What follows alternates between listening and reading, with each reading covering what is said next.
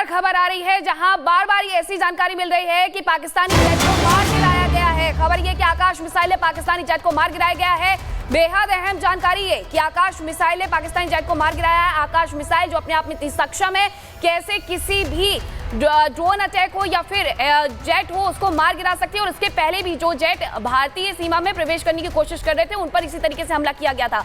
हमारे साथ मेहमान हमारे बने हुए हैं, डीके पांडे सर भी हमारे साथ जुड़ गए हैं। डीके पांडे सर, ये आकाश मिसाइल ने पाकिस्तानी जेट को मार गिराया गया है। पाकिस्तान हर बार औंधे मुंह रहा है। इसके पहले हमने देखा था कि उसके फाइटर जेट 4 मार गिराए गए थे, अब एक और। मेड इन इंडिया का कमाल है सर। हमारे पास निश्चित रूप से जो इंडियन हमारे पास जो integrated air command and control centre है, ये बहुत ही जबरदस्त सिस्टम है और मेरे ख्याल से पूरे विश्व में ऐसा कॉम्प्रिहेंसिव सिस्टम नहीं है। और इसकी बहुत बड़ी क्षमता है कि इसकी कवरेज जो है पूरा भारतवर्ष इसमें जो है कवर हो, उसमें सेंसर के जो है कवर होता है। और उसमें छोटे से छोटे जो फ्लाइंग ऑब्जेक्ट्स हैं से लेके बड़े बड़े मिसाइल और उनके बड़े बड़े जहाज जो है वो डिटेक्ट हो जाते हैं। उसकी जब एक बार डिटेक्शन हो जाता है उसके बाद हमारे लिए बड़ा आसान हो जाता है कि हम उनको इंटरसेप्ट कर सकें और न्यूट्रलाइज कर सकें। क्योंकि इसमें भारत में कोई अभी हम एयर एक्टिविटी हम नहीं ले रहे हैं। जब हमारे पास अटैक हो रहा है तो जो भी जहाज ऊपर हवा में दिख रहे हैं वो सारे के सारे हॉस्टाइल हैं और बहुत आसान है उनको निष्क्रिय करना। दूसरी बात, जो ये integrated air command control system है, इसमें 5 लेयर है डिफेंस की। तो ये पांचों लेयर जो है तत्पर है और एकदम बिल्कुल आप देख रहे हैं पिछले 3 दिनों में जिस प्रकार से हमने पाकिस्तान के आक्रमण का जवाब दिया है। ये तो उल्लंघन भी हो रहा है ना पांडे सर, ये तो उल्लंघन भी हो रहा है ना कि भारतीय सीमा में आप घुसने का प्रयास कर रहे हैं जबकि भारत की तरफ से ऐसा कुछ किया नहीं गया है। दूसरी तरफ जो उनके रक्षा मंत्री हैं, पहले वो ये कहते हैं कि हम युद्ध नहीं चाहते, अब कल उनकी तरफ से एक बयान दिया गया है कि युद्ध जैसे हालत बन गए हैं, युद्ध चाहते हैं। आखिरकार उकसावे वाली राजनीति बार बार वो कर रहे हैं, काम भी वही कर रहे हैं। निश्चित रूप से आपको बिल्कुल एकदम एक शब्द आपका सही है। लेकिन अब आप भारत की हमारी स्थिति यह है कि हम प्रत्युत्तर देते हैं, लेकिन अब थोड़ा सा वक्त आ गया कि हमको एक बड़ा थप्पड़ देना होगा ताकि उनके होश ठिकाने आ जाए। क्योंकि जिस प्रकार से उन्होंने, अच्छा एक और मजेदार चीज अगर आपने नोट किया हो कि पहले जो 2 दिनों में ड्रोन्स भेजे गए उन ड्रोन्स में पे लोड नहीं था, मतलब बारूद नहीं था जो कि नुकसान कर सके। तो उसकी जो ऐसा बहुत अहम बात आप बता रहे हैं। लेकिन ये इस समय सबसे बड़ी बात यह है कि पाकिस्तान ने तो कल ही कह दिया था कि वी आर एट वॉर, और अभी इस समय की जो खबर है वो यही है कि Akash missile it's new generation NG है। सुमित मेरे सहयोगी मेरे साथ जुड़ गए हैं जो घाटी में मौजूद हैं। घाटी में क्या खबर मिल रही है? लगातार वहां पर एयर डिफेंस सिस्टम हमारा एक्टिव है। सुमित बताइए जरा, आप क्या तस्वीर देख पा रहे हैं?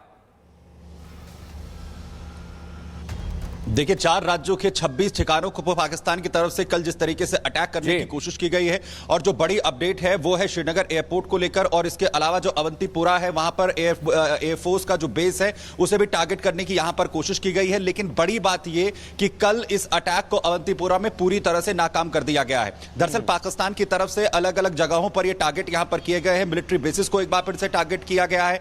फतेह 1 मिसाइल का भी यूज करने की जो जानकारी है वो यहां पर सामने आ रही है। पूरी जो तस्वीर है यहां पर साफ होगी। लेकिन बड़ी बात यह है कि जितने भी ये अटैक करने की कोशिश पाकिस्तान की तरफ से की गई है इसे पूरी तरह से खत्म कर दिया गया है। श्रीनगर की भी जो तस्वीरें सामने आ रही हैं, बताया जा रहा है कि वहां पर भी जो एयर डिफेंस सिस्टम है वो पूरी तरीके से एक्टिव है। और जिस एयर डिफेंस सिस्टम आकाश की आप लगातार यहां पर जिक्र कर रहे हैं, क्योंकि ये इंडियन मेड है पूरी तरह से, और ये भी S-400 सिस्टम की तरह किसी भी पाकिस्तानी ड्रोन, किसी पाकिस्तानी मिसाइल को भारत के अंदर प्रवेश करने से पूरी तरह से रोक रहा है। उन्हें आसमान में ही जो है वो खत्म कर रहा है। लेकिन पाकिस्तान की जो स्थिति है वो पूरी तरह अब दुनिया के सामने एक्सपोज होती हुई नजर आ रही है। पाकिस्तान जो लगातार इन्फिल्ट्रेट करने की कोशिश कर रहा है, भारतीय सिविल एरियाज को लगातार जो है वो टारगेट करने की कोशिश कर रहा है, भारतीय इन जो मिलिट्री बेसिस हैं उन्हें टारगेट करने की कोशिश कर रहा है। और दूसरी बड़ी बात, जो उरी में एक बार फिर से भारी गोलीबारी जो है वो की गई है। मिलिट्री जो कैंप है वहां पर निशाना बनाने की कोशिश की गई है, और बड़े दावे, हालांकि क्योंकि लगातार उन दावों की पोल भी खुल रही है, पाकिस्तान की ओर से हो रहा है कि वो आखिर कैसे मिलिट्री बेसिस को टारगेट इस वक्त कर रहा है। और बड़ा दावा किया गया है कि उरी हेडक्वार्टर जो है उसे भी टारगेट करने की कोशिश हुई है भारतीय सेना के। लेकिन सबसे बड़ी बात यह है कि ये जो सिचुएशन है उसके बाद भारत ने भी जो कड़ा जवाब है वो यहां पर दिया है। रावलपिंडी से लेकर लाहौर से लेकर कराची तक जो भारतीय सेना के जो एयरफोर्स के जो तमाम लड़ाकू विमान हैं और इसके अलावा जो भारतीय मिसाइल हैं उन्होंने पलटवार यहां पर किया है, और भारी नुकसान यहां पर पाकिस्तान को हुआ है। पाकिस्तान के कई जो एरियाज हैं वहां पर भी जो इस वक्त नुकसान है वो यहां पर देखा गया है। बिल्कुल सुमित, 3 एयरबेस की खबर तो हमने चला दी, 3 एयरबेस की पूरे ग्राफिक्स हमने दिखा दी, कहां पर अटैक हुआ था। बंसल सर हमारे साथ बने हुए। बंसल सर, वो कहावत है ना कि चादर से ज्यादा लंबा पैर फैलाने का जो हश्र है वो सबको मालूम है। हम ये जानना चाह रहे हैं आपसे, ये जो चादर से ज्यादा पैर पाकिस्तान निकालने की कोशिश कर रहा है और जिस रेंज की बात आप कर रहे हैं, दिल्ली तो बहुत दूर है, लेकिन मार गिराए जा रहे हैं उसी सीमा पर, उसी किनारे, वो भी खेत में। देखिए, मैंने ये शब्द इस्तेमाल किया था कि पाकिस्तान सेल्फ डिस्ट्रक्शन की तरफ बढ़ रहा है। उनकी ना तो मारक क्षमता है, ना ही उनके पास में डिफेंस है, अपना एयर डिफेंस है।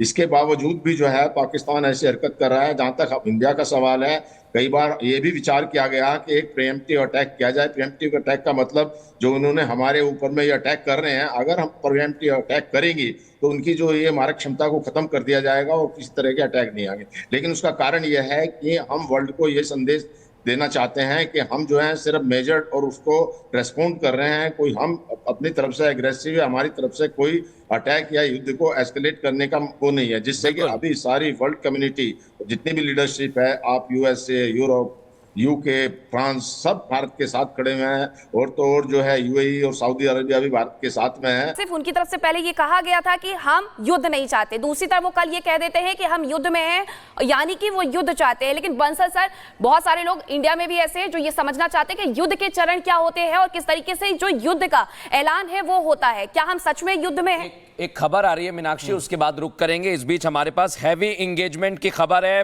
पाकिस्तान लगातार कोशिश कर रहा है, एलओसी के पास आसमान में जबरदस्त संघर्ष हो रहा है। भारत ने surface to air missile active कर दी है। इसका सीधा मतलब यह है, मैं वही बता रहा हूं, एलओसी के पास ये जानकारी हमें मिल रही है और जतिन हमारे सहयोगी इस समय हमारे साथ जुड़ गए हैं। Surface to air missile active करना, ये जतिन बताता है कि जमीन से लेकर आसमान तक अब संघर्ष हो रहा है। जतिन।